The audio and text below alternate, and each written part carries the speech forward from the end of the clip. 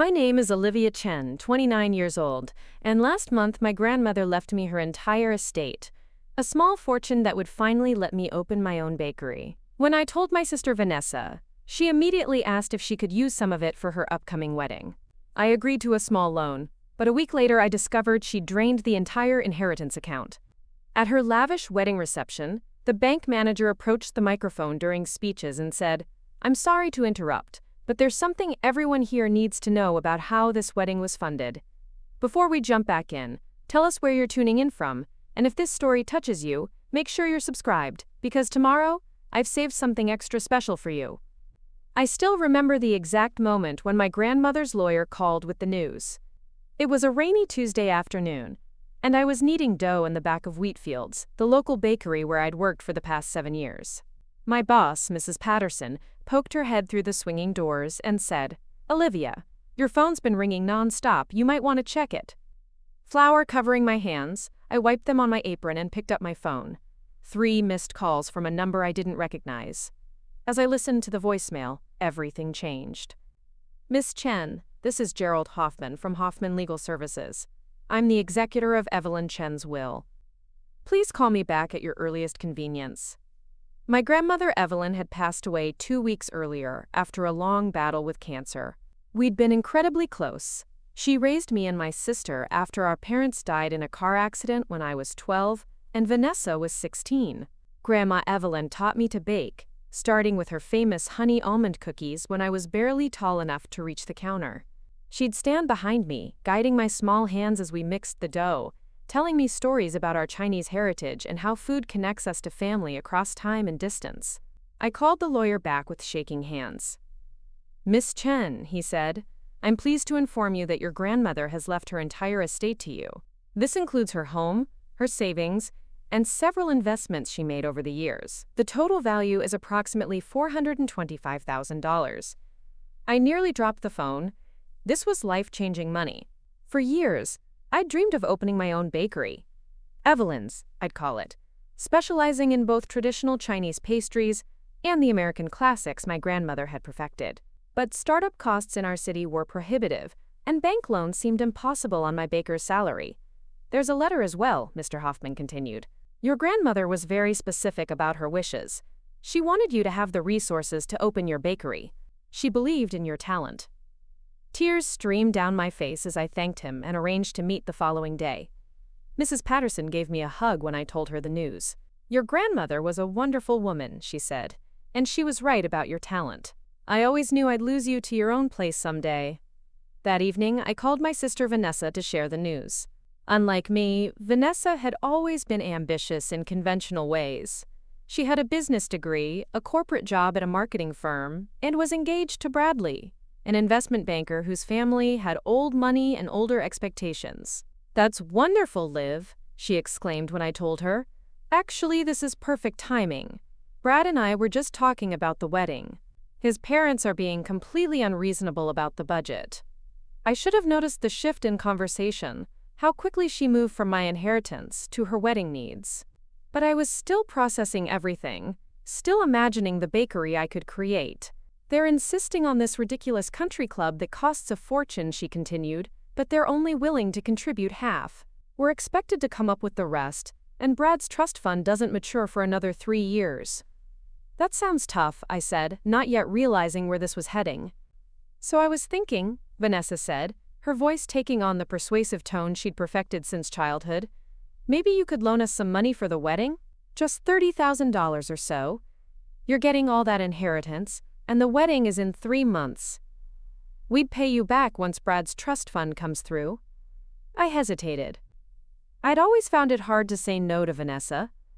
After our parents died, she'd taken on a parental role despite being only 16 herself. She'd helped with homework, attended school events, and stood up to the occasional bully. I felt I owed her. "Let me think about it," I said. "I need to meet with the lawyer tomorrow and figure out exactly what's happening with the inheritance." "Of course," Vanessa replied, but I could hear the disappointment in her voice. "Just let me know soon. The country club needs a deposit by next week, and Brad's parents are being so difficult about everything." The meeting with Mr. Hoffman went smoothly. He explained that the inheritance would be transferred to a special account in my name, with the house deed transferred separately. He handed me my grandmother's letter, written in her elegant, slightly shaky handwriting. "My dearest Olivia," it began. "If you're reading this, I've moved on to join your grandfather and your parents. Don't grieve too long. I've had a wonderful life. I'm leaving everything to you because I've watched you work tirelessly for your dream. Your passion for baking isn't just about food. It's about creating moments of joy for others, just as you've done for me these past years. Preparing and narrating this story took us a lot of time, so if you are enjoying it, subscribe to our channel. It means a lot to us." Now back to the story. I wiped away tears as I continued reading. The money should be enough to open that bakery you've been sketching in your notebook since you were 15. Don't let anything stand in your way. Your sister has chosen a different path, one with financial security. She'll be fine. This is your time to shine. The letter confirmed what I already knew. Grandma Evelyn had intended this money for my bakery, yet I still felt torn about Vanessa's request. That evening, I called her. "I can loan you $20,000 for the wedding," I said, "but I need it back within a year. Grandma specifically wanted me to use this money for opening my bakery." Vanessa was quiet for a moment. "$20,000 barely covers the venue, Liv. What about flowers? Catering? My dress?"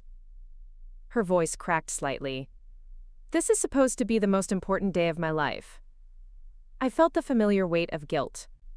"I'm sorry, but that's all I can offer right now. The bakery means everything to me." "Fine," she said coldly. "I guess I'll have to tell Brad we're getting married at the community center instead of the country club his family expects. I'm sure his mother won't judge me for that at all." I winced at her tone but stood firm. We agreed I would transfer the money once the inheritance came through, and she would sign a simple loan agreement Mr. Hoffman would draw up. 2 days later, Mr. Hoffman called to confirm that the inheritance had been transferred to the account. I immediately logged in online to verify the funds, feeling a thrill at seeing such a large sum in my name. I scheduled a transfer of $20,000 to Vanessa for the following day, then spent the evening researching commercial real estate and equipment suppliers. The next morning, I received a call from Brad. "Olivia," he said, his voice unusually serious. "I think you should come over to our apartment right away. Is everything okay? Is Vanessa all right?" "Just come," he said, and hung up. When I arrived at their upscale apartment downtown, Vanessa was sitting on the couch, eyes red from crying. Brad stood by the window, arms crossed. "What's going on?" I asked, a knot forming in my stomach. Brad looked at Vanessa. "Tell her," he said. Vanessa met my eyes, a mixture of defiance and shame on her face. "I needed more than $20,000, Liv. The wedding we want costs at least $100,000. Brad's parents are contributing $50,000, but they're adamant we match it." "Okay," I said slowly. "But that doesn't explain why I'm here." "I transferred all of it," she whispered. "All of the inheritance. $425,000. The room seemed to tilt. "What are you talking about? You can't just transfer money from my account. You gave me your login information last year when you were on that baking retreat in France," Vanessa said. "In case of emergencies, remember?" I never deleted it. I remembered I'd been worried about missing a rent payment while traveling internationally and had asked her to log in and make the payment if necessary. It had never occurred to me to change the password afterward. "You stole my inheritance?" My voice was barely audible. "All of it? I didn't steal it." Vanessa stood up, suddenly defensive. "I'm borrowing it. We'll pay you back after the wedding, and when Brad's trust fund matures." "That's 3 years from now." I turned to Brad. "Did you know about this?" He looked uncomfortable. "Not until this morning. I saw the transfer notification on her phone." I felt sick. The bakery. Grandma Evelyn's dream for me, my dream for myself. It was all slipping away. "You need to transfer it back. Right now." Vanessa crossed her arms. "I can't. I've already paid deposits to the country club, the caterer, the florist. The wedding is in 3 months, Liv. Everything's booked. This is theft, Vanessa. I could go to the police. She flinched. You wouldn't do that to your own sister. My own sister wouldn't steal my inheritance. Brad stepped between us. Look, Olivia, I understand you're upset. But what's done is done. The money has been spent. We can work out a payment plan. I stared at them in disbelief. A payment plan? For $425,000? On what timeline? 10 years? 20? By then it will be too late for the bakery. You're being dramatic, Vanessa said. There will be other opportunities. This is my wedding we're talking about, my one special day. And what about my one opportunity to fulfill Grandma's wishes, to build something that honors her memory? I was shaking now, with anger or shock or both. Grandma would understand, Vanessa insisted. Family comes first. She would want me to have the wedding I deserve. Don't you dare tell me what Grandma would want, I said, my voice dangerously quiet. She specifically left that money to me, for the bakery. You had no right. Brad cleared his throat. Maybe we should all take some time to cool down. We can discuss this rationally later. I looked from Brad to Vanessa, these people I barely recognized. There's nothing to discuss. You stole from me. You betrayed me. I grabbed my purse and headed for the door. Liv, wait, Vanessa called. What are you going to do? I turned back, hand on the doorknob. I don't know yet, but this isn't over. Outside in the hallway, I leaned against the wall, trying to breathe through the panic. I called Mr. Hoffman immediately, explaining what had happened. He was appalled but cautious. This is clearly unauthorized access, he said. But because you voluntarily gave her your login information, it complicates things legally. Let me make some calls. I spent the next week in a daze. Mrs. Patterson gave me time off when she saw my distress. I consulted with a different lawyer who confirmed what Mr. Hoffman had said. I had a case, but it wasn't straightforward. Legal action would be expensive, time-consuming, and would fracture my family permanently. Vanessa tried calling multiple times, but I couldn't bring myself to answer.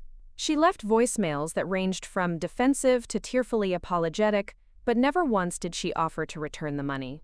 Instead, she suggested I attend wedding planning appointments with her. So you can see how beautiful it's going to be. As if watching her spend my inheritance would somehow make me feel better. Brad's family announced the engagement in the local paper, describing the upcoming nuptials as the social event of the season.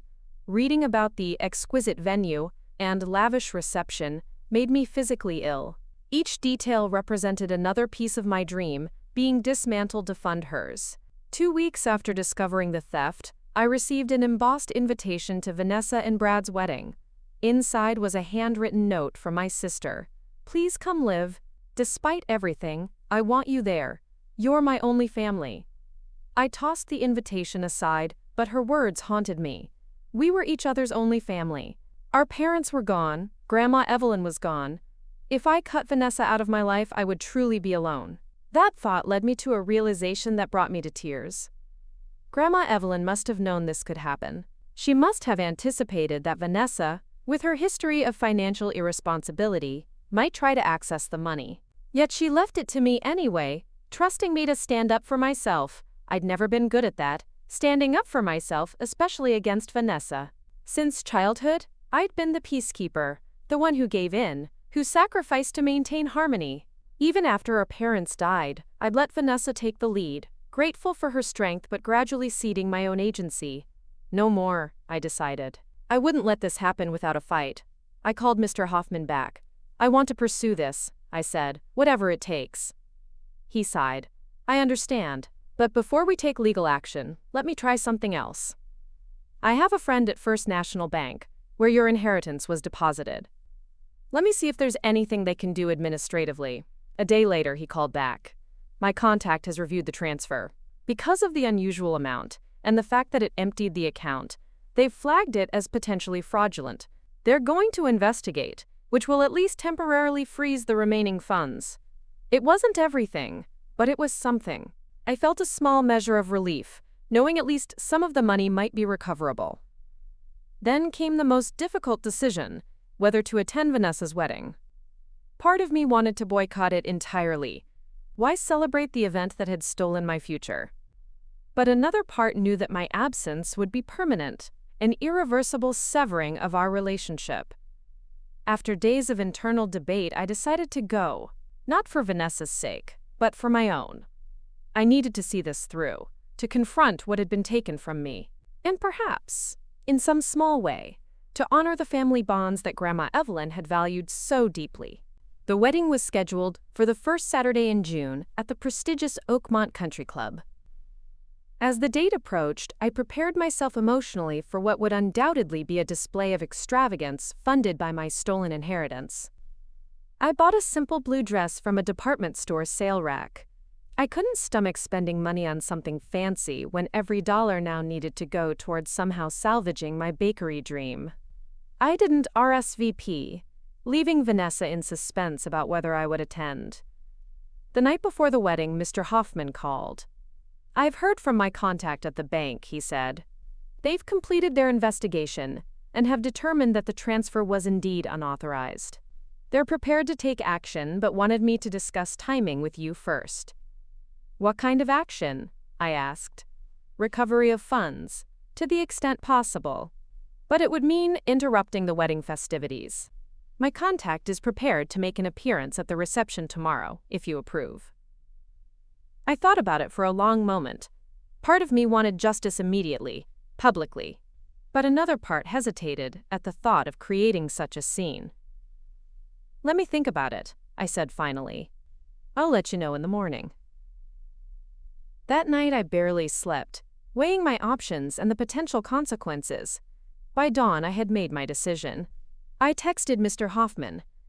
"Tell your contact to come to the reception. It's time for the truth to come out." The day of Vanessa's wedding arrived, sunny and mild. I parked my old Honda several blocks from the country club, feeling out of place among the luxury vehicles filling the parking lot. At the entrance, a young man in a tuxedo checked names against a list. "Olivia Chen," I said. "Sister of the bride." His eyebrows rose slightly. Perhaps Vanessa had told the staff about our rift. Or perhaps he was just surprised by my simple attire compared to the other guests. Either way, he quickly composed himself and directed me to the ceremony location, an immaculate garden overlooking the golf course. I slipped into a seat in the back row just as the music began. The setting was indeed breathtaking. White roses everywhere, crystal decorations catching the sunlight, an elegant archway where Brad stood waiting. It must have cost a fortune. My fortune. When Vanessa appeared at the end of the aisle, even I had to admit she looked stunning. Her dress was clearly designer, with intricate beadwork and a train that stretched for yards behind her. Her hair was arranged in an elaborate updo, adorned with what appeared to be diamond pins. Our eyes met briefly as she processed past my row. Surprise flickered across her face, followed by what seemed like genuine happiness. I remained expressionless, my heart a confused tangle of love, betrayal, and resolve. The ceremony proceeded without incident. I watched as my sister promised to love, honor, and cherish Brad, wondering if those vows meant anything when she had built this moment on theft and deception. When the officiator asked if anyone objected to the union, I felt a momentary urge to stand, to shout the truth to everyone present. But I remained seated. My moment would come later. After the ceremony, guests moved to a grand ballroom for the reception. Crystal chandeliers hung from the ceiling, tables were adorned with elaborate floral centerpieces, and a string quartet played softly in the corner.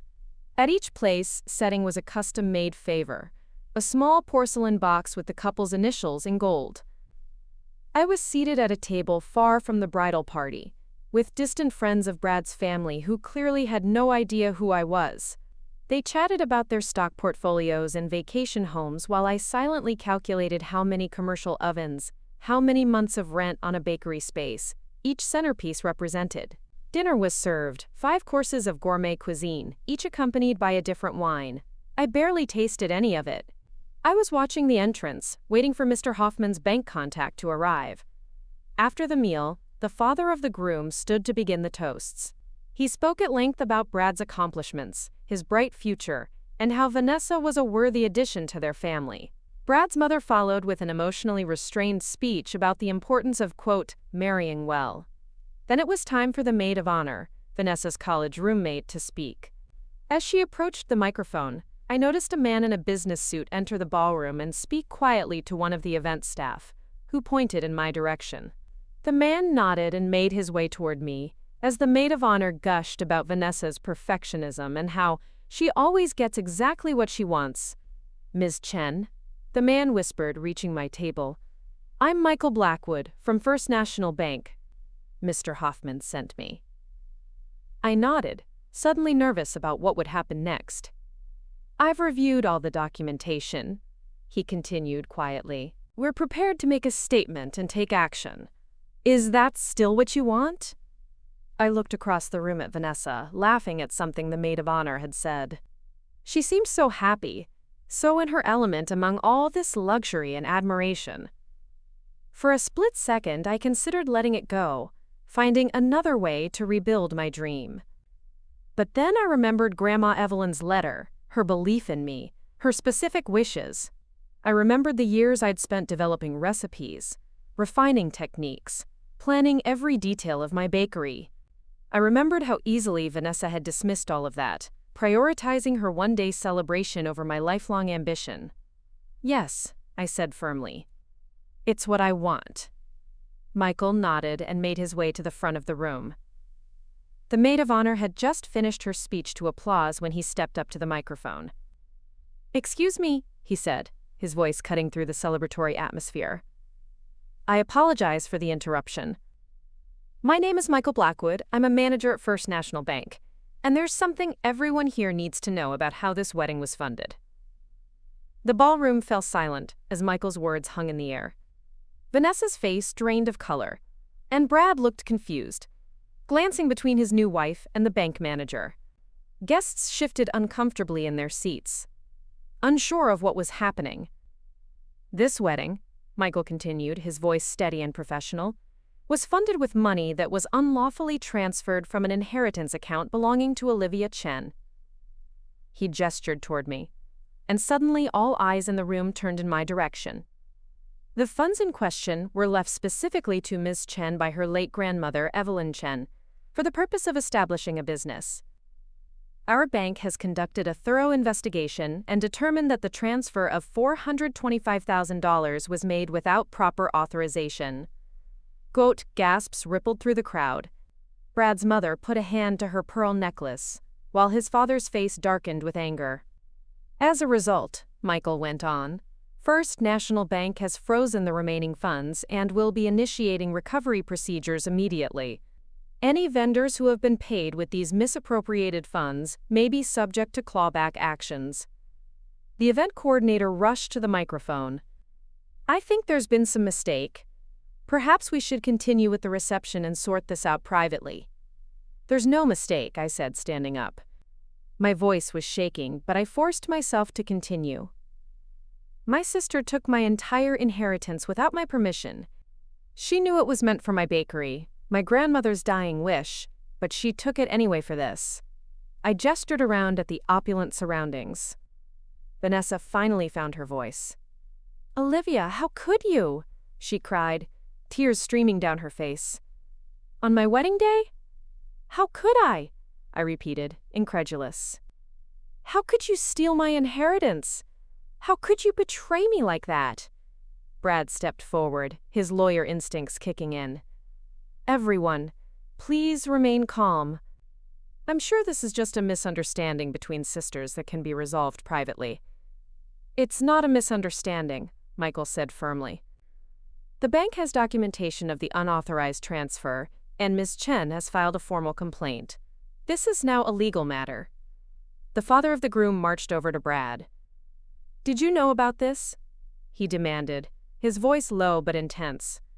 "Dad, I can explain," Brad began, but his father cut him off. "You told us you were contributing your portion of the wedding costs from your savings. Was that a lie?" Brad looked trapped, glancing between his father and Vanessa. "I only found out after the fact," he admitted. "Vanessa assured me she would pay Olivia back." With what money? I asked, my voice carrying across the now silent ballroom. You both know you couldn't afford to repay me anytime soon. You were counting on me letting it go, like I always do.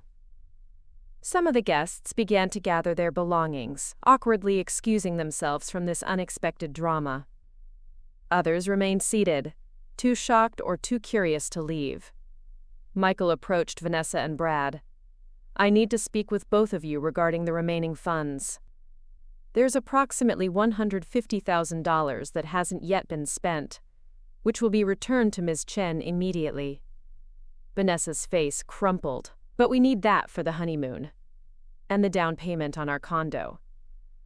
You should have thought of that before you stole from me, I said, gathering my purse. I'd seen enough. I'd made my point. As I walked toward the exit, Vanessa broke away from Brad and ran after me. Liv, please, she begged, grabbing my arm. Don't leave like this. We can work something out. I looked into my sister's eyes, searching for any sign of the person who had comforted me after nightmares, who had taught me to apply makeup before my first date, who had held my hand at our parents' funeral. All I saw was desperation and self-interest. You made your choice, Vanessa, I said quietly. Now you have to live with it. I walked out of the country club into the early evening air, feeling simultaneously emptied and somehow lighter. Behind me, I could hear raised voices and the sounds of the perfect wedding dissolving into chaos. Mr. Hoffman was waiting for me in the parking lot, leaning against his car. How did it go? He asked, though the commotion audible from inside answered his question. About as well as could be expected, I replied. Michael said they can recover about $150,000 immediately. That's a start, Mr. Hoffman nodded. We'll pursue the rest through legal channels if necessary. Thank you, I said sincerely, for everything. Your grandmother would be proud, he said, opening his car door. She always spoke highly of your backbone, even if you didn't always recognize it in yourself. I smiled sadly. I'm starting to.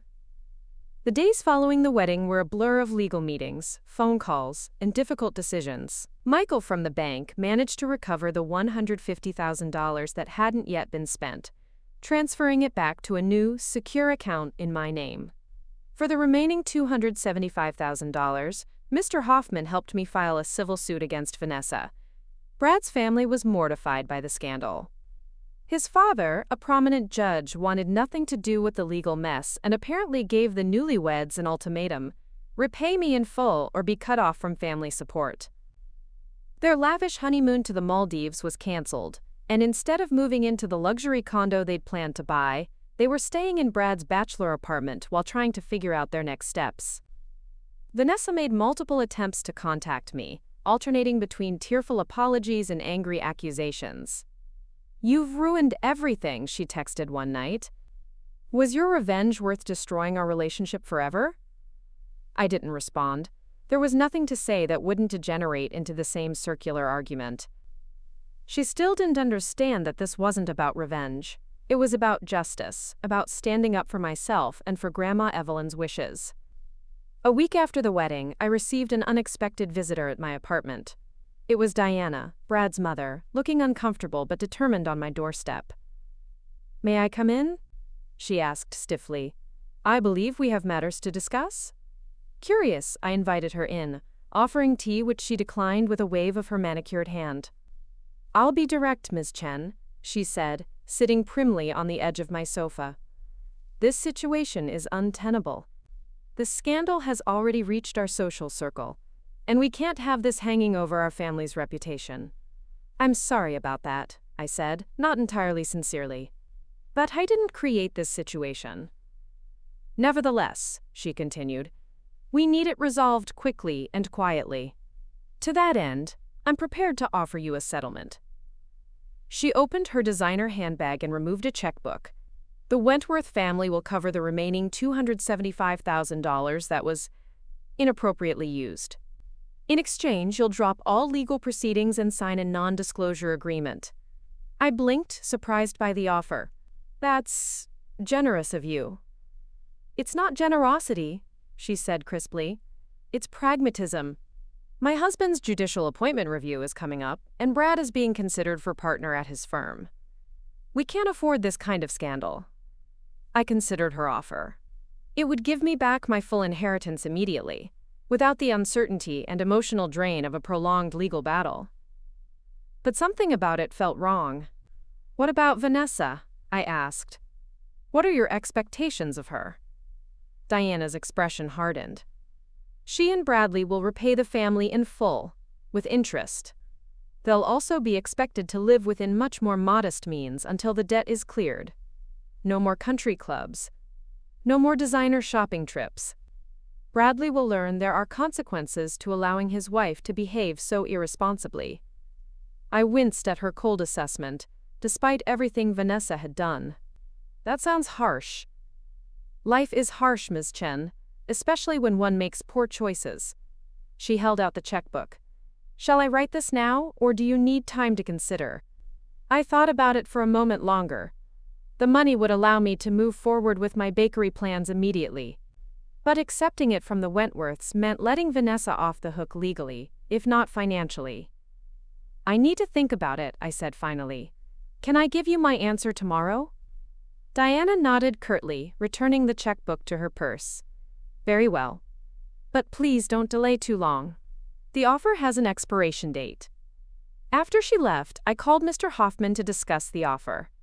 He was pragmatic. It's a good deal financially, he admitted. And it would save you months or even years of legal proceedings with no guarantee of full recovery.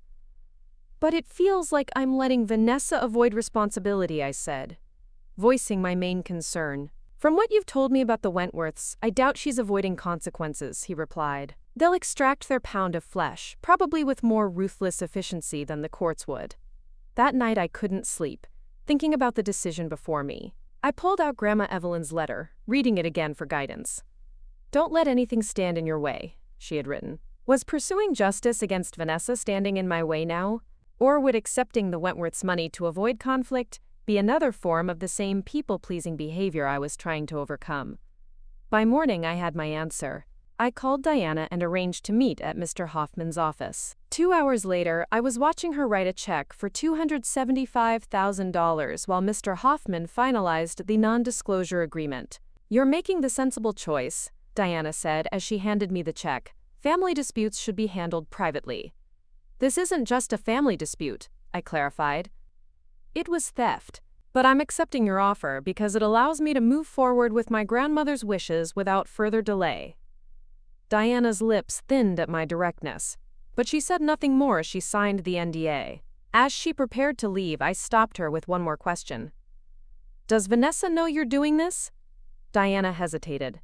She knows we're handling the situation. The specifics of their repayment to us are between Bradley and his father.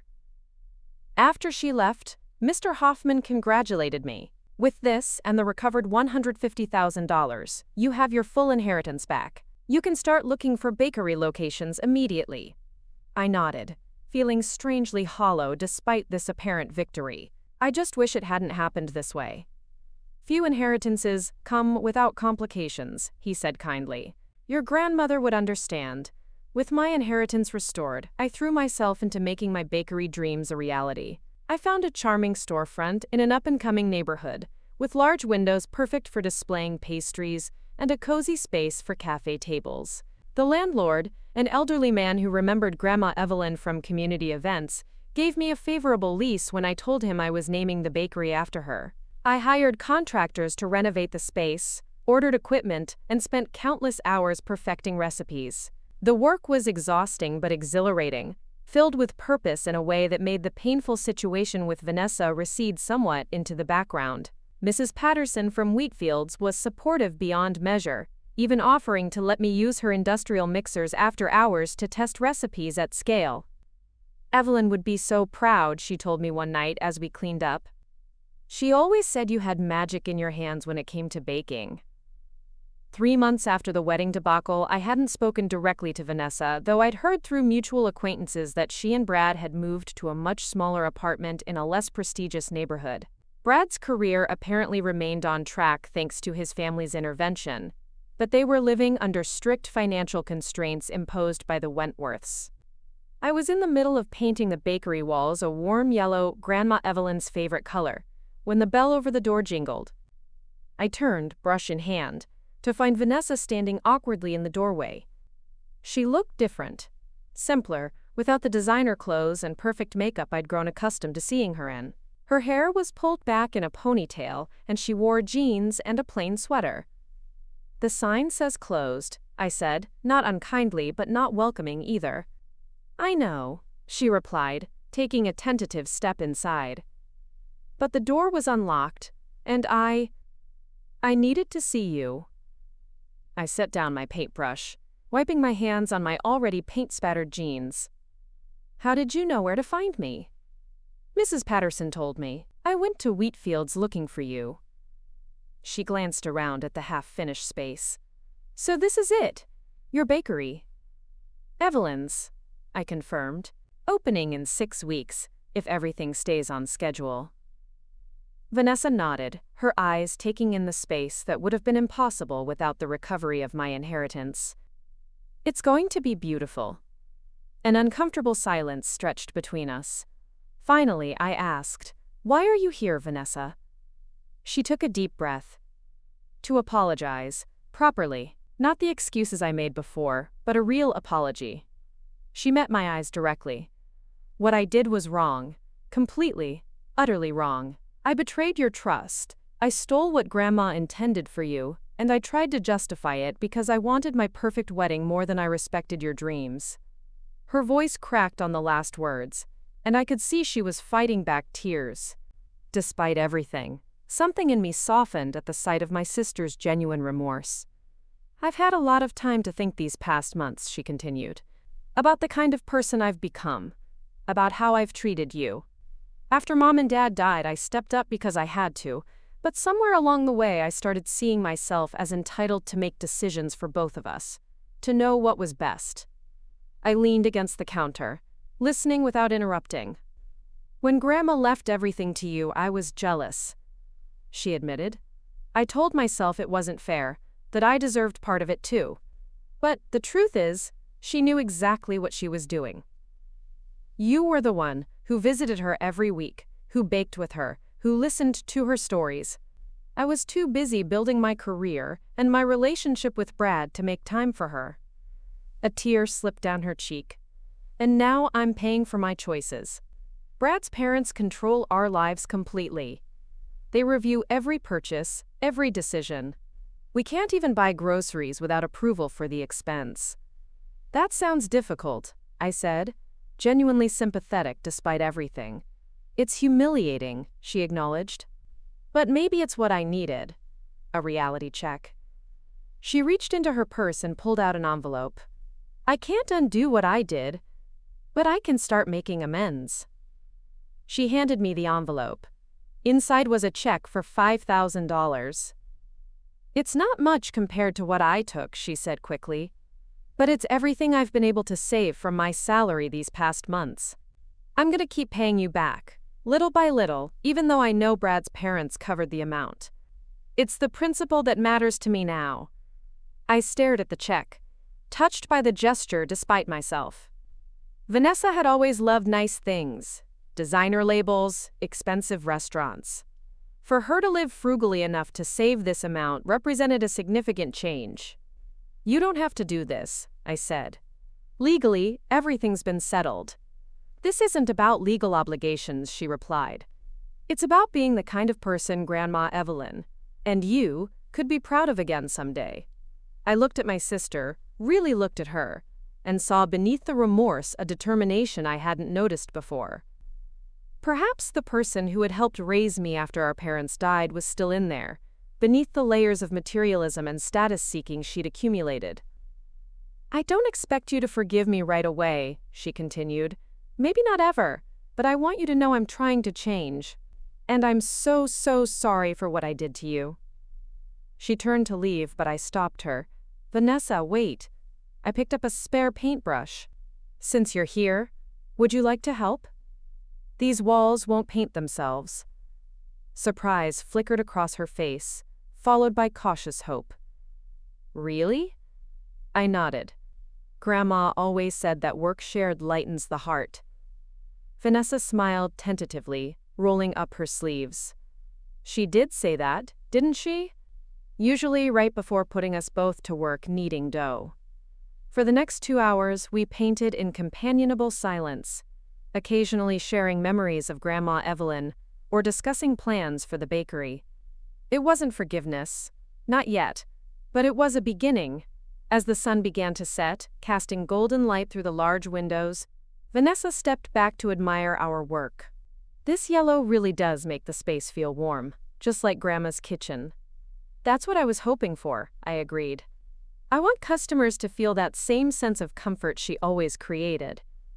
Vanessa hesitated, then asked, "Would it be okay if I came to the opening? I understand if you'd rather I didn't."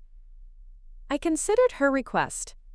6 weeks ago, I would have said no immediately. But something had shifted during our afternoon of shared work. You can come, I decided. But no Brad and definitely no in-laws.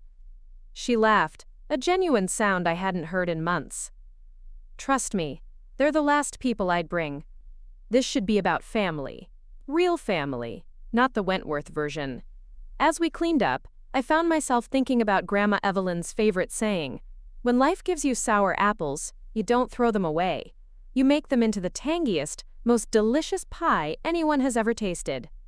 The inheritance theft had been my sour apple moment. But instead of letting it embitter me, I had fought back, reclaimed what was mine, and perhaps even begun the process of reclaiming my relationship with my sister on healthier terms. "What are you thinking about?" Vanessa asked, noticing my thoughtful expression. "Grandma's sour apple philosophy," I replied.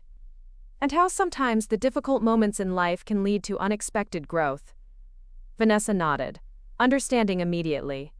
She always did have a way of finding the sweetness in difficult situations. She paused, adding softly, "I think she'd be happy to see us here together, even after everything." Looking around at the slowly transforming space, my bakery, my dream becoming reality, I had to agree. This wasn't how I'd imagined the journey would unfold, but I was on my way. And in standing up for myself, I discovered a strength I hadn't known I possessed. "Grandma once told me," I said, "that inheritance isn't just about money or property. It's about values, lessons, the invisible things passed down through generations." "What do you think is the most important thing she left you?" Vanessa asked. I thought about it for a moment. The courage to pursue what matters, even when it's difficult. To stand firm when necessary. I looked at my sister. "What about you?" Vanessa considered the question seriously. "I think I'm still figuring that out," she admitted. "But lately I've been remembering how she always emphasized honesty and making amends when you've done wrong." She met my eyes. I'm trying to honor that part of her legacy now. As we locked up the bakery to be, I felt a sense of peace settling over me. The path forward wouldn't be perfectly smooth. With family, it never is. But I was moving in the right direction, my dream intact, my sense of self stronger than before. Sometimes, the greatest inheritance isn't what's left to you, but what you discover within yourself when faced with challenges. Grandma Evelyn had known that all along. The 6 weeks leading up to the bakery's grand opening flew by in a whirlwind of activity. Each morning, I woke before dawn to test new recipes, adjusting measurements by fractions of teaspoons until every pastry met my exacting standards. My apartment kitchen counters disappeared beneath flour-dusted recipe cards and butter-stained notebooks filled with Grandma Evelyn's handwriting alongside my own. The bakery space itself transformed day by day. The warm yellow walls brightened with white trim, new oak flooring replaced the worn linoleum, and custom glass display cases arrived to showcase my creations. Each decision, from the style of lighting fixtures to the font on the menu boards, felt momentous, a building block in the foundation of my future. Vanessa surprised me by showing up every Saturday with coffee and a willingness to help with whatever needed doing. Sometimes we worked in silence, painting or assembling furniture. Other times, conversation flowed more easily than I would have expected, though we carefully avoided discussing her marriage or the Wentworths. "I found Grandma's almond cookie cutters in a box at my place," she said one Saturday, pulling out a small wooden case containing hand-carved shapes. I thought you might want them for the bakery. I opened the case gently, running my fingers over the smooth wood. These are perfect. Thank you. Remember how she used to let us each choose one shape for special occasions? Vanessa smiled. You always picked the star. And you always chose the crescent moon, I recalled. Grandma said it showed our personalities. I was always reaching for the brightest thing in the sky, while you were drawn to mystery and change. Vanessa's smile faded slightly. I think she was right about both of us. Though lately, I've been wondering if I've changed too much, lost track of who I really am. I glanced at her, noting the shadows under her eyes, the tension she carried in her shoulders. How are things at home? I ventured cautiously. She stiffened, then sighed. Difficult. Brad's parents aren't just controlling our finances. They're controlling our lives. Weekly dinners where they lecture us, mandatory financial literacy classes, constant suggestions about how we should live. She paused. Brad just accepts it, says we deserve it after what happened. But sometimes I wonder if this is what our marriage is going to be like forever now. I didn't know what to say. Part of me felt she was facing justified consequences, but another part sympathized with the suffocating control she described. Anyway, Vanessa continued, forcing brightness into her voice, let's not talk about that. Show me what still needs to be done for the opening. As opening day approached, I hired 3 employees. May, a culinary school graduate with a talent for decorative work. Jordan, a barista with 5 years of experience at a busy downtown coffee shop. And Elena, a retired school teacher who wanted part-time work and had a warm personality perfect for customer service. I trained them meticulously, sharing Grandma Evelyn's techniques and my own adaptations. The secret to our honey almond cookies, I explained, demonstrating the proper way to mix the dough, isn't just in the ingredients, but in how you handle them. Too much mixing, and they become tough. Too little, and they fall apart. Like relationships, Elena observed with a smile, and I couldn't help but agree. 2 days before the opening, I received an unexpected delivery, an antique display table with a note. This stood in your grandmother's dining room for 40 years. It belongs in her namesake bakery. Wishing you every success. Gerald Hoffman. I ran my hands over the polished wood, remembering holiday dinners around this table, Grandma Evelyn bringing out steaming dishes while telling stories of her childhood in rural China. Somehow, having this piece of her in the bakery made everything feel right. The night before opening day, I stayed late at the bakery, making final preparations. The refrigerators were stocked with butter and eggs, the dry storage organized with different flours and sugars, the display cases gleaming and ready for tomorrow's pastries. Everything was in place, yet anxiety knotted my stomach. What if no one came? What if they came but didn't like my baking? What if I'd mismanaged the finances, and the bakery failed within months? The doubts that I'd suppressed with busy work now flooded in. I sat at one of the cafe tables, overwhelmed. Then my phone buzzed with a text from Mrs. Patterson. Evelyn used to say that the night before any great adventure is always the scariest. Sleep well, dear. Tomorrow you fly. Her words calmed me. This was my great adventure, the culmination of years of dreams and months of determination. Whatever happened, I had already succeeded in honoring Grandma Evelyn's faith in me, by creating this space, by refusing to let my inheritance be stolen, by standing up for myself. Opening day dawned clear and cool, perfect weather for hot coffee and fresh pastries. I arrived at 4 a.m. to begin baking, filling the kitchen with the aromas of vanilla, cinnamon, and toasting almonds. May joined me an hour later, expertly decorating tarts with fresh berries and glazing the almond croissants. By 6:30, the display cases were filled with an array of pastries. Honey almond cookies cut into stars and moons, flaky croissants, delicate egg tarts inspired by Chinese dan tat, raspberry scones, and cinnamon morning buns dripping with glaze. Jordan prepared the espresso machine while Elena arranged fresh flowers on the tables. At 7 a.m. exactly, I unlocked the front door, flipped the sign to "Open," and took a deep breath. For a moment, the bakery stood empty and quiet, the calm before the storm. Then the first customer walked in, Mr. Rivera from the bookstore next door. "I've been watching the renovations for weeks," he said with a warm smile. "It smells heavenly in here." I recommended the almond croissant and freshly brewed coffee, which he accepted enthusiastically. As he took his first bite, his eyes widened. "This is exceptional. You're going to do very well here, Miss Chen." His words proved prophetic. By 8 a.m., a line had formed out the door, words spreading quickly through the neighborhood about the new bakery with the extraordinary pastries. Many were locals curious about the new business, but I was touched to see familiar faces as well. Mrs. Patterson and the staff from Wheatfields, Mr. Hoffman and his wife, neighbors from my apartment building, and even some of Grandma Evelyn's old friends from her community center. "Evelyn would be over the moon," Mrs. Patterson said, hugging me during a brief lull. "You've created something special here." By mid-morning, the first batch of pastries was nearly sold out, and May was frantically preparing more in the kitchen. Jordan handled the coffee orders with remarkable efficiency, while Elena charmed the customers, learning names and creating an immediate sense of community. Around 11 a.m., the bell over the door jingled and Vanessa walked in. She looked nervous but determined, dressed simply in jeans and a blue blouse, her hair pulled back in a loose braid. She glanced around at the bustling bakery, a proud smile spreading across her face when she saw me behind the counter. "You did it," she said, approaching with a small gift bag in hand. "This place is amazing, Liv." I nodded, a lump forming in my throat unexpectedly. "It's been busy since we opened. I think Grandma would have loved it." "I know she would have." Vanessa handed me the gift bag.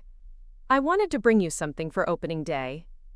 Inside was a beautiful hand-painted sign that read, "Baked with love in Evelyn's kitchen," in elegant calligraphy. "I took a lettering class," Vanessa explained shyly. "I remembered how you always wanted a special sign like this for the bakery someday." I was touched by her thoughtfulness and the effort she'd put into creating something meaningful. "It's perfect," I said, genuinely moved. "Thank you." For the rest of the morning, Vanessa stayed to help, taking orders when the line grew long and clearing tables during busy periods. She worked alongside Elena with a natural ease, showing a warmth with customers that surprised me. This was a side of my sister I hadn't seen in years. The Vanessa who existed before designer labels and country club aspirations had taken precedence. By the time we closed at 3 p.m., nearly everything was sold out. My feet ached, flour dusted my hair, and I was exhausted beyond measure, but exhilarated.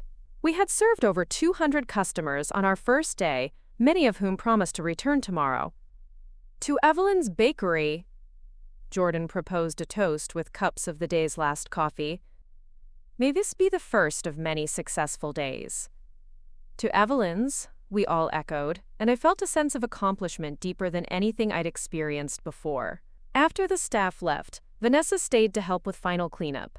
As we wiped down counters and mopped floors, she seemed preoccupied, checking her phone frequently. "Everything okay?" I asked as she frowned at another incoming message. She sighed, putting the phone away. "Brad's mother. She wants to know why I'm not at their house helping prepare for their dinner party tonight." Apparently, my community service at my sister's little bakery doesn't take precedence over Wentworth family obligations. "Community service?" I repeated, raising an eyebrow. Vanessa rolled her eyes. "That's how they framed my time here, as some sort of penance.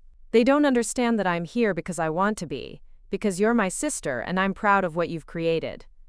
I felt a rush of affection for her, despite our complicated history. "You don't have to keep living under their thumb, you know."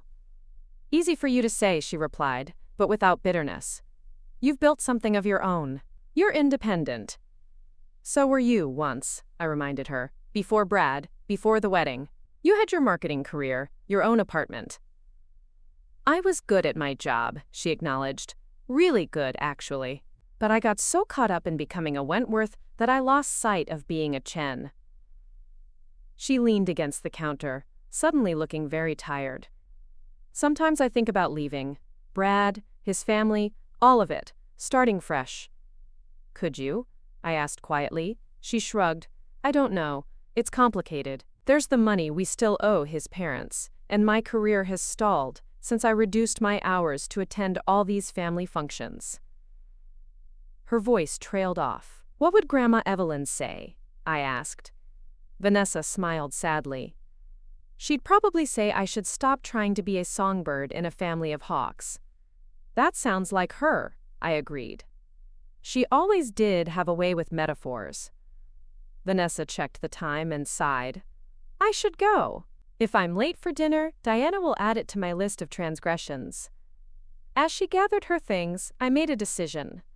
The honey almond cookie recipe, I said. I could teach it to you if you want. The real version, with Grandma's secret ingredient. Vanessa froze, clearly understanding the significance of this offer. Grandma Evelyn had made us promise never to share her special recipes outside the family. I'd like that, she said softly. Maybe next Saturday? Next Saturday, I confirmed. It was a small olive branch, but an important one. After Vanessa left, I sat alone in the quiet bakery, taking in the space that had transformed from a dream to reality. On the wall hung a framed copy of Grandma Evelyn's letter, a daily reminder of her faith in me. Beside it now hung Vanessa's hand-painted sign, a symbol of possible reconciliation. The first month of business exceeded all my projections. Word spread about Evelyn's bakery, bringing customers from across the city. A food blogger wrote a glowing review, praising our, quote, perfect balance of traditional technique and innovative flavors. By week 3, we had regular customers who arrived at the same time each day, ordering the usual with comfortable familiarity. I established a rhythm, arriving before dawn to bake, managing the morning rush, developing new recipes in the afternoon, and handling paperwork in the evenings. It was exhausting but deeply satisfying work.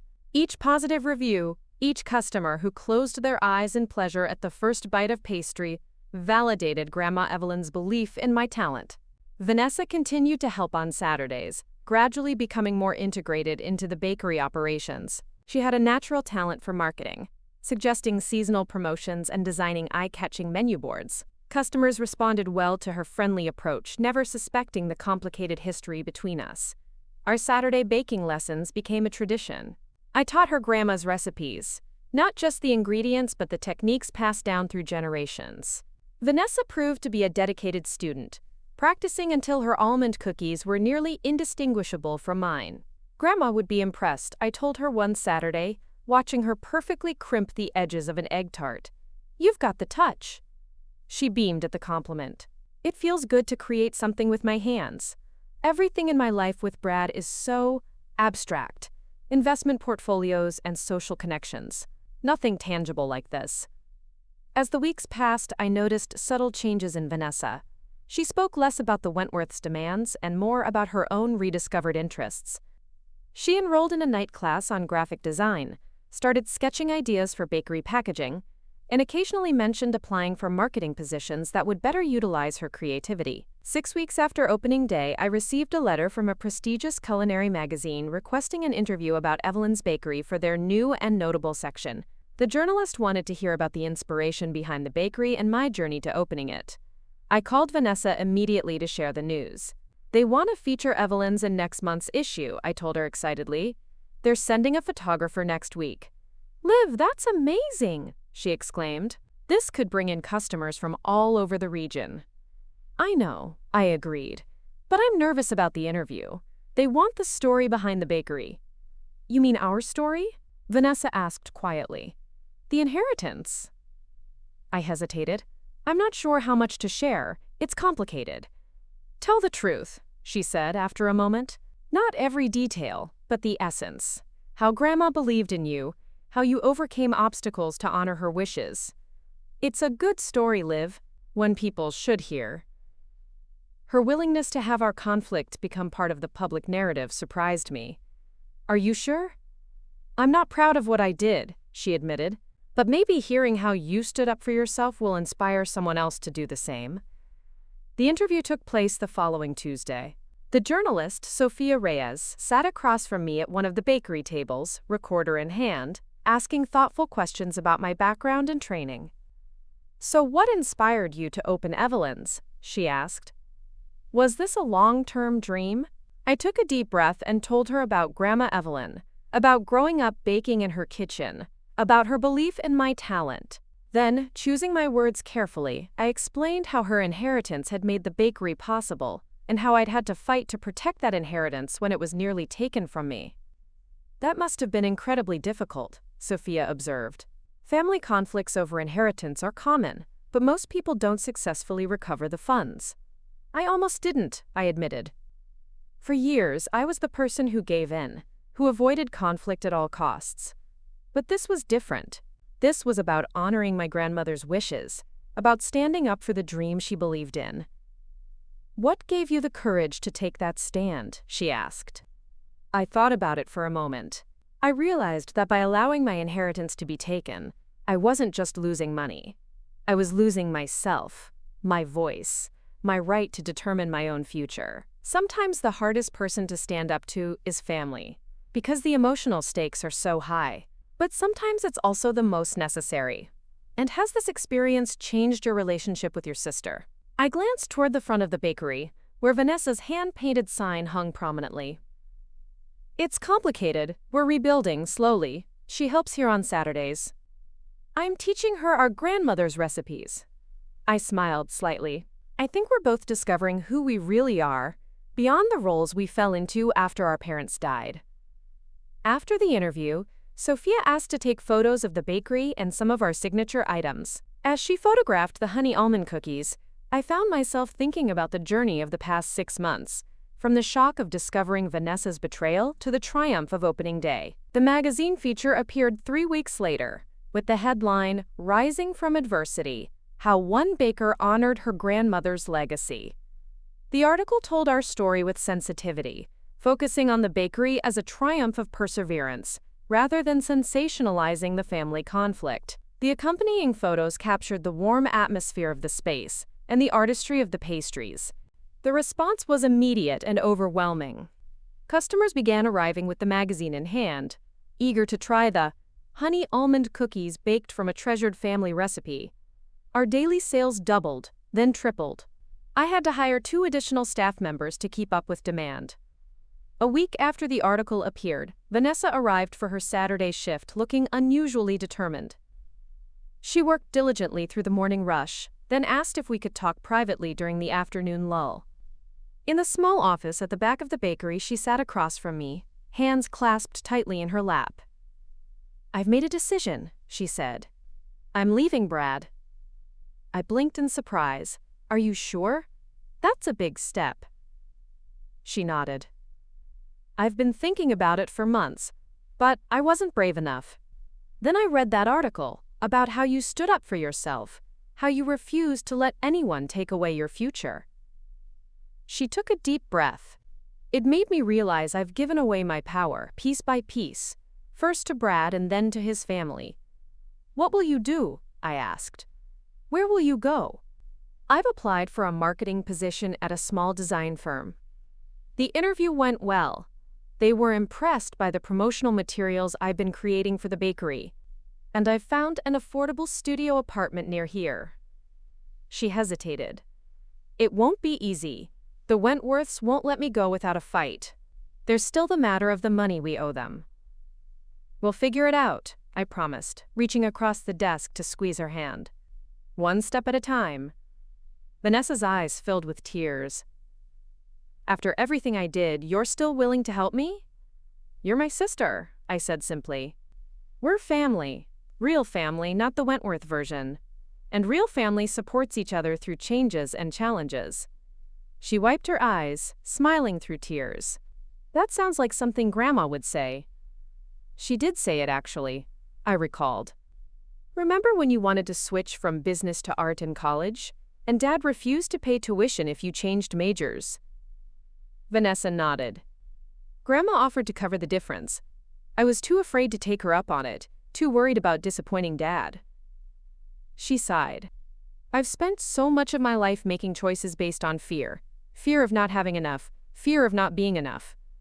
It's not too late to make different choices," I told her. "Grandma used to say that courage isn't about not being afraid. It's about feeling the fear and doing what matters anyway." I'm trying to be courageous now, Vanessa said. Like you were. As she left that evening to begin packing her belongings at Brad's apartment, I felt a sense of things coming full circle. 6 months ago, I had stood in her apartment, devastated by her betrayal, wondering how I would ever recover my stolen inheritance and my dreams for the future. Now my bakery was thriving, and Vanessa was finding her own path to independence and authenticity. The inheritance that had nearly divided us permanently had ultimately become a catalyst for growth for us both, me learning to stand firm in my worth and vision, Vanessa beginning to rediscover herself beyond the roles and relationships that had confined her. That night, as I locked up the bakery, I paused to look at Grandma Evelyn's framed letter on the wall. "Don't let anything stand in your way," she had written. In defending my inheritance, I had honored not just the financial gift she'd left me, but the more important legacy of courage, determination, and faith in my own abilities. Some inheritances, I reflected, are visible: money, property, objects passed from one generation to the next. But the most valuable inheritances are often invisible. The wisdom, values, and strength of character that shape who we become in the face of challenges. Grandma Evelyn had given me both kinds of inheritance. The money had made the bakery possible, but it was her belief in me that had given me the courage to fight for it when it was taken away. And now, in ways neither of us could have anticipated, that same inheritance was helping Vanessa find her way back to herself. As I turned off the lights, the glow of the street lamps illuminated the sign above the door, Evelyn's Bakery. Below it hung Vanessa's hand-painted words, "Baked with love in Evelyn's kitchen." Together, they told the story of a legacy honored and a promise kept, not just to my grandmother, but to myself.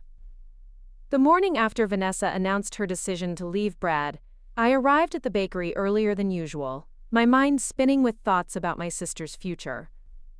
The pre-dawn stillness enveloped me as I unlocked the door, breathing in the lingering scents of vanilla and cinnamon from yesterday's baking. As I switched on the lights and tied my apron, I couldn't help but marvel at how drastically our lives had changed in just 6 months. I was kneading dough for the day's first batch of cinnamon rolls when my phone buzzed with a text from Vanessa. "Brad didn't come home last night. All his things are gone. Meeting with lawyer today at 2.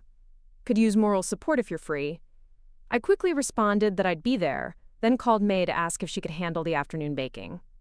The bakery was now established enough that I could occasionally step away, trusting my capable staff to maintain our standards. This was precisely the kind of freedom I dreamed of when planning Evelyn's, not just a successful business, but one that allowed me to balance work with the other important aspects of life. The morning rush kept me too busy to worry about Vanessa, as a steady stream of customers filed in, many clutching the culinary magazine featuring our story. Around noon, a well-dressed woman in her 60s approached the counter, after carefully observing the operations for several minutes. "Are you Olivia Chen?" she asked, her tone both authoritative and warm. "I am," I confirmed, wiping flour from my hands onto my apron. "I'm Catherine Morales," she said, extending her hand. "I own Morales Restaurant Group. We have 8 establishments across the city, and I've been looking for a talented baker to supply pastries to all of them. After reading your story and tasting these," she gestured to her half-eaten almond croissant, "I believe I've found her." My heart raced as the implications of her offer sank in. A wholesale account of that size would mean significant, stable income and exposure across the city. But it would also mean scaling up production dramatically, perhaps even requiring a separate commercial kitchen space. "That's a very flattering offer," I said carefully, "but I'd need to think about logistics. We're a small operation." Catherine smiled knowingly. "I started with one restaurant 30 years ago. Now I have 8, with plans for 3 more next year. Growth can be managed with the right planning." She handed me her business card. "Take some time to consider it. Call me when you're ready to discuss details." As she left, I stared at the elegant card in my hand. 6 months ago, I'd been desperately trying to recover my stolen inheritance just to open this bakery. Now I was being offered an opportunity that could transform Evelyn's from a neighborhood gem into a citywide name. At 1:30, I left the bakery in May's capable hands and drove to the downtown office building where Vanessa's lawyer was located. I found her sitting in the lobby, nervously checking her watch. "Thank you for coming," she said, rising to hug me. She looked both exhausted and somehow lighter, as if a weight had been lifted despite the uncertainty ahead. "Of course," I replied. "Have you heard anything more from Brad?" She shook her head. "Just a text saying he's staying with his parents and his lawyer will be in touch." Classic Brad, avoiding direct confrontation while letting his family handle the messy parts. "Ms. Chen?" A professional-looking woman approached. "I'm Jennifer Walsh." We spoke on the phone. Vanessa introduced me as her sister, and Jennifer led us to a conference room with floor-to-ceiling windows overlooking the city. As Vanessa explained her situation, the complicated financial entanglement with the Wentworths, her desire for a clean break, her concern about potential retaliation, I was struck by her clarity and determination. This was a different Vanessa than the one who had stolen my inheritance. More grounded, more authentic, more reminiscent of the sister I'd admired growing up. "They'll likely attempt to claim you're responsible for the full amount they paid to your sister," Jennifer warned. "Even though you've already begun repaying them directly." "I expected as much," Vanessa nodded. "They're not people who forgive debts, financial or otherwise." "We'll need to document everything," Jennifer continued. "Every payment you've made, every agreement, verbal or written. And we should prepare for them to make this as difficult as possible." As the meeting progressed, I found myself mentally comparing this situation to my own legal battle to recover my inheritance. Both involved standing up to people who had tried to take advantage. Both required courage and persistence, and both represented a refusal to be defined by others' expectations or demands. When we left the lawyer's office 2 hours later, Vanessa looked drained but resolute. "I've rented a small storage unit," she told me as we walked to our cars. "I'm going to pack my personal belongings tomorrow while Brad's at work." "Do you need help?" I offered. She smiled gratefully. "Actually, yes. There's not much. Mostly clothes, and a few keepsakes. I've realized how little of what's in that apartment actually matters to me." The next day, I left Jordan in charge of the bakery while I helped Vanessa pack. The luxury apartment she'd shared with Brad was impeccably decorated, but felt strangely impersonal, like a showroom rather than a home. The only exceptions were a few photographs of our family and some books that I recognized as having belonged to Grandma Evelyn. "I can't believe how empty this closet is going to be," Vanessa remarked as she carefully folded her clothes into suitcases. "Half of these things I never even wear, just kept them for appearances." We worked efficiently, filling 4 suitcases with clothes and 2 boxes with personal items. As Vanessa was packing her jewelry, she paused, holding her wedding and engagement rings. "These are worth quite a bit," she said quietly. "I could sell them, put the money toward what I owe the Wentworths." I watched her turn the diamonds in the light, remembering how proudly she'd displayed them after Brad's proposal, how she'd described them as symbols of their perfect future together. "Is that what you want to do?" I asked. She considered for a moment, then placed them in a small velvet pouch. "I think so. They represent a version of myself I don't want to be anymore. Someone who valued status and appearances over authenticity and connection." By early afternoon, we had loaded everything into our cars. Vanessa took one last look around the apartment, then handed me an envelope. "Would you mail this for me? It's my keys and a letter for Brad. I'd rather not see him right now." "Of course," I agreed, tucking it into my purse. As we drove away, Vanessa to her new studio apartment, me back to the bakery, I thought about the courage it had taken for her to walk away from the life she'd thought she wanted. It was a different kind of bravery than what I'd needed to stand up for my inheritance, but no less significant. The following weeks brought challenges and developments for us both. Vanessa started her new job at the design firm, throwing herself into the work, with enthusiasm I hadn't seen from her in years. She moved into her studio apartment, furnishing it simply but warmly, creating a space that reflected her rediscovered creativity. The Wentworths, predictably, did not make her transition easy. Diana showed up at Vanessa's workplace, creating a scene that nearly cost my sister her new job. Brad's father used his connections to pressure Vanessa's landlord, forcing her to find new accommodations. Their lawyer sent threatening letters demanding immediate repayment of the loan, despite the payment plan Vanessa had already established. Through it all, Vanessa maintained a dignity and resolve that impressed me. "They're trying to scare me into coming back," she explained one evening as we shared dinner at my apartment. "They can't stand the loss of control." "How are you staying so calm?" I asked, genuinely curious. She considered the question. "I think it's because I finally know who I am and what I want. Before, I was trying to be what they wanted, what Brad wanted, what I thought success looked like. Now I'm just trying to be me, and that's surprisingly liberating, even with all the chaos." At the bakery, I faced my own set of challenges as I considered Catherine Morales's wholesale offer. After careful analysis of our capacity and finances, I realized we would need a separate production facility to fulfill such a large order, while maintaining our retail operation. The investment would be substantial, requiring additional staff, equipment, and space. I scheduled a meeting with Mr. Hoffman to discuss options. "The opportunity is tremendous," I explained, showing him the projected numbers. "But so is the risk." He reviewed my business plan thoughtfully. "You're right to be cautious, but this could be the next step in honoring your grandmother's legacy." Evelyn was never afraid of calculated risks.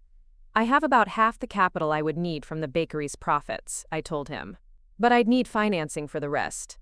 "With your track record so far, I don't think that will be a problem," he assured me. "Let me make some introductions."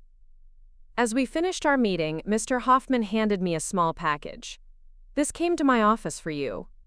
It's from your grandmother's safety deposit box, something she arranged to be delivered 6 months after the reading of her will." Intrigued, I opened the package when I returned home. Inside was a small journal, bound in faded red leather. A note in Grandma Evelyn's handwriting was tucked into the first page. "My dearest Olivia, if you're reading this, 6 months have passed since you received your inheritance. I hope by now you've taken steps toward your bakery dream. This journal contains recipes I've never shared, family treasures from generations of Chen women. Some date back to my grandmother's village in China. They belong to you now, to use as you see fit.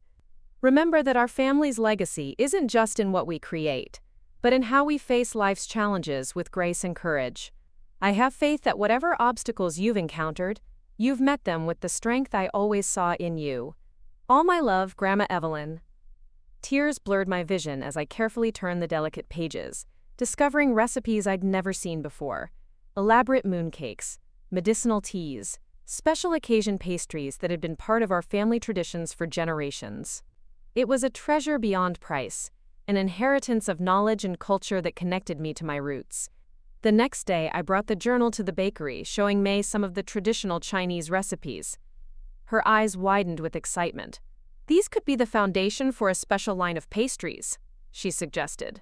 "Something that honors your heritage while offering our customers new experiences." The idea resonated deeply. As we experimented with recipes from the journal, adapting them slightly for modern tastes while maintaining their traditional essence, I felt a profound connection to the generations of women who had come before me. These recipes had sustained families, celebrated milestones, preserved culture through difficult times and transitions. When Vanessa came for her Saturday shift, I showed her the journal. She ran her fingers gently over our grandmother's handwriting, then looked up with tears in her eyes. She knew, didn't she? Somehow she knew we would need her guidance, even after she was gone. "I think she did," I agreed. "She always seemed to understand what we needed, sometimes before we knew ourselves." Vanessa helped me test several of the recipes, her natural creativity complementing my technical skills. Together, we created a mooncake with a unique honey almond filling that perfectly blended our family's Chinese heritage with the American flavors Grandma Evelyn had embraced. "We should launch these for the Mid-Autumn Festival," Vanessa suggested. "I could design special packaging, maybe create a display explaining the cultural significance." Her enthusiasm was infectious, and soon we had developed a marketing plan for a limited edition line of traditional pastries with our own special twist. The project gave us a new way to work together, drawing on each of our strengths while honoring our shared heritage.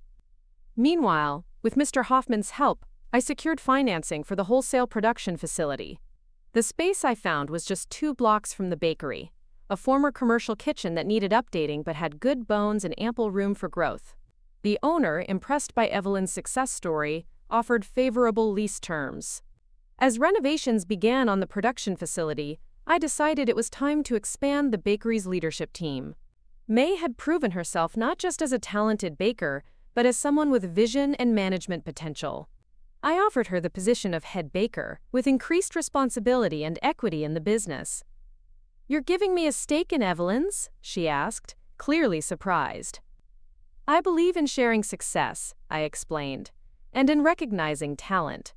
This bakery isn't just about me anymore. It's about building something that can grow and thrive with the right team." The look of pride on May's face confirmed I'd made the right decision. By investing in her future, I was securing the bakery's future as well. 3 months after Vanessa left Brad, the Wentworths' intimidation tactics reached a new level. Brad's father used his influence to have her design firm's biggest client threaten to pull their account if they continued employing her. Faced with this pressure, her employers reluctantly let her go. "I can't believe they would go this far," Vanessa said, her voice tight with anger when she called to tell me the news. "They're trying to make me destitute, so I'll crawl back." "What are you going to do?" I asked, concerned about how she would manage financially while still making payments to the Wentworths. There was a pause, then determination entered her voice. "Actually, I've been thinking about something for a while. This might be the push I needed." The next day, she came to the bakery with a comprehensive business proposal. Evelyn's needs a dedicated marketing and brand management person. She began, spreading out professionally designed materials across one of the cafe tables. With the wholesale business launching and the Heritage line coming for Mid-Autumn Festival, the timing is perfect. I reviewed her proposal, impressed by the thoroughness and vision. She had outlined a complete strategy for growing Evelyn's brand, including social media management, packaging design, community engagement, and potential retail partnerships. "This is excellent work," I acknowledged. "But can I afford you?" She smiled. "I'm proposing a different arrangement. Instead of a full salary, I'd like a small base pay, plus a percentage of increased revenue from my initiatives. I believe in what I can bring to Evelyn's enough to bet on myself." The arrangement made business sense, but I hesitated, concerned about mixing family and business given our complicated history. "Are you sure about this? Working together every day will be different from your Saturday shifts." "I'm sure," she said confidently. "We've always been at our best when we collaborate, from helping each other with homework to testing Grandma's recipes. We balance each other's strengths and weaknesses." Looking at the genuine enthusiasm in her eyes, I realized she was right. When we worked together with mutual respect and clear boundaries, we made an excellent team. And this arrangement would allow her to rebuild her career while standing up to the Wentworths' attempts to control her. "Let's try it for 3 months," I decided. "If it works for both of us, we can make it permanent." Vanessa began the following Monday, diving into her new role with the same passion she'd once reserved for planning her lavish wedding. Her first project was designing packaging for the Heritage line of pastries, creating elegant boxes with traditional Chinese patterns and informational cards explaining each item's cultural significance. When the Mid-Autumn Festival arrived in September, we launched the Heritage line to tremendous response. Customers lined up around the block to purchase our special mooncakes and other traditional pastries. Vanessa had arranged for a local Chinese cultural organization to perform a lion dance outside the bakery, attracting media attention and creating a festive atmosphere that drew even more customers. The production facility was completed just in time to begin fulfilling our first wholesale orders for Morales Restaurant Group. The operation ran smoothly under May's supervision, maintaining the quality that had made Evelyn's reputation while scaling up to meet the increased demand. 1 year after Grandma Evelyn's inheritance had been transferred to my account and subsequently stolen and recovered, Evelyn's Bakery had transformed from a dream into a thriving business with a retail location, wholesale production facility, and growing brand recognition throughout the city. To mark the anniversary, I closed the bakery early one evening for a private celebration with the staff, Vanessa, Mr. Hoffman, and a few others who had been instrumental in our success. As we gathered around tables pushed together in the center of the bakery, I raised a glass of champagne. "To Grandma Evelyn," I toasted, whose legacy extends far beyond the financial inheritance that made this place possible. She taught us about courage, perseverance, and staying true to ourselves even when the path isn't easy. To found family, May added, gesturing to the team that had become like family to each other. To second chances, Vanessa said softly, meeting my eyes with a smile that acknowledged how far we'd come in rebuilding our relationship. After the others had gone, Vanessa and I remained, sitting by the window as twilight settled over the street outside. "Do you ever think about how differently things could have turned out?" she asked. "If I hadn't taken your inheritance, if you hadn't fought to get it back." I considered the question seriously. Sometimes, I might have opened the bakery without all the drama in between, but I don't think it would be what it is now. "What do you mean?" "The struggle changed me," I explained. "Before, I was hesitant, always doubting myself, letting others dictate my choices. Fighting for my inheritance taught me to trust my judgment, to stand firm when it matters. That confidence has shaped every decision I've made for this business." Vanessa nodded. "It changed me too, though it took longer. Losing everything, the fancy wedding, the Wentworth connection, even Brad, forced me to figure out who I am without those external validations. I'm still working on it, but I like who I'm becoming." "I like who you're becoming too," I said sincerely. "You remind me more and more of the sister I looked up to when we were kids. Creative, determined, brave in your own way." She smiled at that. "You know what Grandma would say about all this?